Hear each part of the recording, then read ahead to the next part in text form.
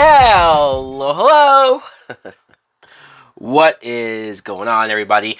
My name is Mike Brown, aka Review King MB, and I just got back from the theaters. You can't say I'm talking shit because I at least tried. I went to the theaters to see the 355. This is a 2022 film that was directed by Simon Kinberg. If that name sounds familiar, he has written a lot of the Fox X-Men movies over the years, but more importantly, and more recently, he directed X-Men Dark Phoenix. That was the first mistake with this film. Apparently, the idea of this movie came about because Jessica Chastain, who was also in Dark Phoenix, went up to Simon Kinberg and said, "Hey, I have this idea for a story about female agents, and we're off to the races. So, hey, maybe we have Jessica Chastain to blame for this." Either way, you see her as this character, Mace. She is like an undercover agent, spy, whatever the hell. Her and her partner, Sebastian Stan, they get caught up in a mission where things go wrong, things go bad. So, of course, she has to get a new group of partners, I guess, all women, all female characters, and they have to get this file. If it's in the wrong hands with terrorists, it's going to cause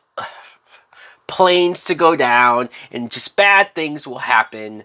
Oh boy, yeah, this movie, if you couldn't tell from me just struggling to try to get through this plot, it is so boring, it is so generic, it is so lame as fuck.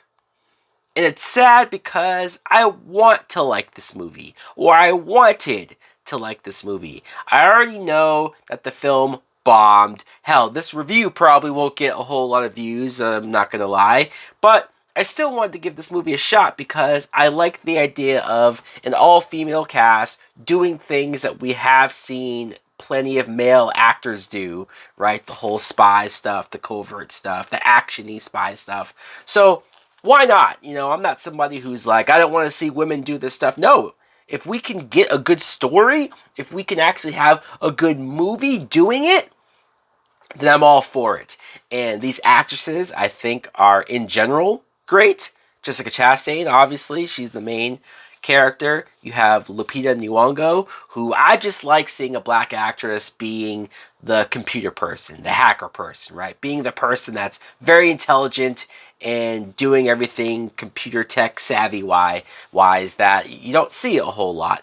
You have Penelope Cruz, who she's the one with the family, so she's not so keen on being involved with all this dangerous stuff. And Diane Kruger, probably the most interesting character out of the bunch, just because she's had the most fucked up backstory and the most trust issues. And so, again, good actresses, and seeing them interact and having their own dynamics is probably the best thing I can say about this film. Because everything else sucks.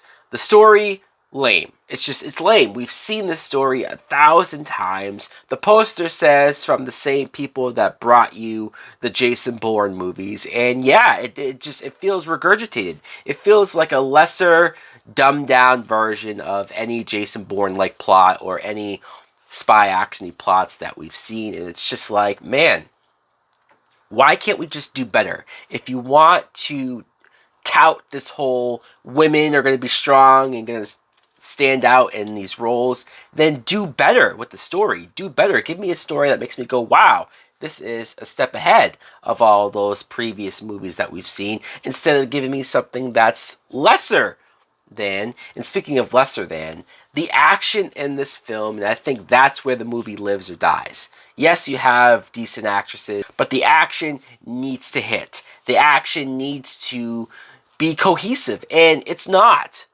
You know, this is directed so poorly, Simon Kinberg. What are you doing? So many quick cuts, so many zoomed in this to where I can barely tell what's going on. None of the action was thrilling. None of the action was exciting. It just felt like, oh, okay, I think that she just kicked that guy's ass, I think. And This movie's over 2 hours long. It's not 2.5, but it's over 2 hours long, and I felt every bit of that length. I got severely bored. I checked the time, and I was only an hour in, and I said, fuck, I have another hour at least left to go. I contemplated leaving. I give myself 2 films a year that I can either leave the theater or shut off if I'm watching at home to not go back and watch it again because it's that bad. And this movie was not that bad. I was just bored, right? It wasn't damaging to my brain cells. It wasn't making me angry. It wasn't the worst film that I probably will end up seeing this year. But it was boring.